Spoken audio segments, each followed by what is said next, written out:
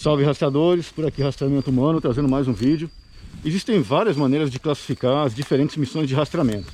Essas diferentes classificações que nós aqui também do Rastreamento Humano procuramos fazer é para tentar diferenciar uma missão da outra, ajudar a selecionar melhor os equipamentos que vão ser necessários para aquela missão, tentar ajudar nas estratégias dependendo desse tipo de missão.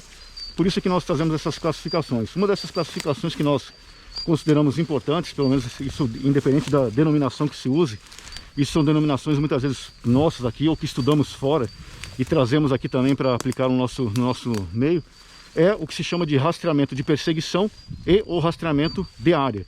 Portanto, uma outra distinção que nós aqui consideramos importante é essa, é aquilo que se chama de rastreamento de perseguição ou rastreamento de área. O rastreamento de perseguição seria aquele, nesse conceito aqui, aquele envolvendo realmente a perseguição de uma pessoa ou de um animal que exige mais de um aspecto mais dinâmico, de mais velocidade. Por exemplo, já se pegou realmente aquele rastro do animal, o animal, por exemplo, eventualmente está ferido. Claro que não adianta correr, se o animal acabou de ser ferido quando permitido, quando dentro da legalidade, não adianta também ir atrás dele imediatamente, porque eventualmente ele pode se afugentar ainda mais. Mas se for necessário, né, acelerar o passo, para tentar pelo menos identificar a direção de deslocamento dele, se o terreno estiver ruim para rastrear, ou eventualmente até de rastreamento de perseguição de foragidos, ou eventualmente um foragido parou o carro, entrou na região de mata, já se sabe evidentemente para onde ele foi, porque entrou naquela região de mata, não tem mais ninguém naquela localidade, tem um carro naquela região de mata, então provavelmente foi aquela pessoa que entrou naquela região de mata. Então o rastreamento de uma primeira equipe, por exemplo, seria mais dinâmico, seria esse rastreamento de perseguição. O outro rastreamento, esse rastreamento de áreas, seria, por exemplo, mais utilizado em situações de busca e salvamento terrestre, no qual eventualmente se tem notícia que alguma pessoa desapareceu, por exemplo, mas não se sabe onde é que ela está e tem que procurar nesse meio todo aqui algum ponto para começar o rastreamento. E daí tem que lançar as equipes e começar a fazer os métodos, né, que muitos que já acompanham nossos vídeos sabem disso, mas aqueles procedimentos de busca pelos primeiros sinais. Esse rastreamento de área, ele é muito mais devagar, muito mais demorado. E gera até tédio, né? Dependendo da situação, porque ele demora muitas vezes para conseguir achar um ponto a partir de quando se vai conseguir começar a fazer o rastreamento. Isso para nós é importante, essa distinção é importante para nós, porque, por exemplo, para selecionar, não só para montar as estratégias, mas também para selecionar os tipos de equipamentos que vão ser levados naquela missão.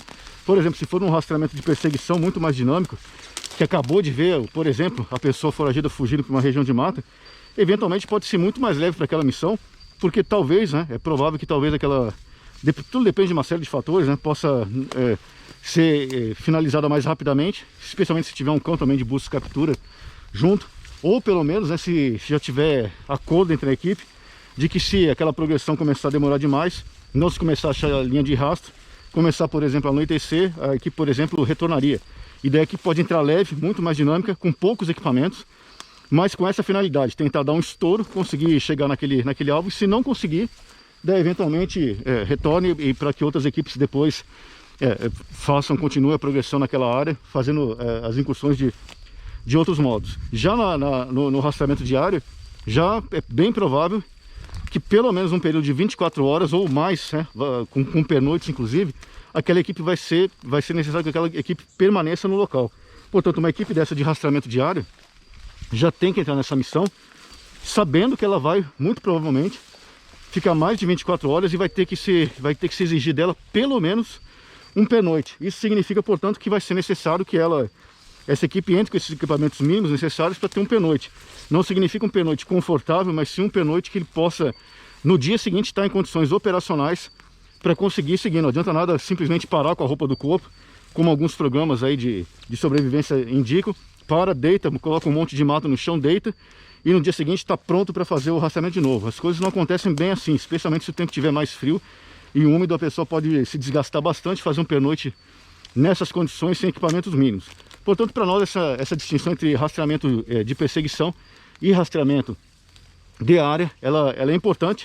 Não existe uma regra pronta para saber exatamente qual vai ser a estratégia de um, qual vai ser o equipamento para outra, mas pelo menos ajuda, né, mentalmente pelo menos, a se criar essas estratégias, analisando, né, quais são as possíveis estratégias, equipamentos a serem levados, períodos eventuais de duração da missão, isso pode ajudar nessas estratégias.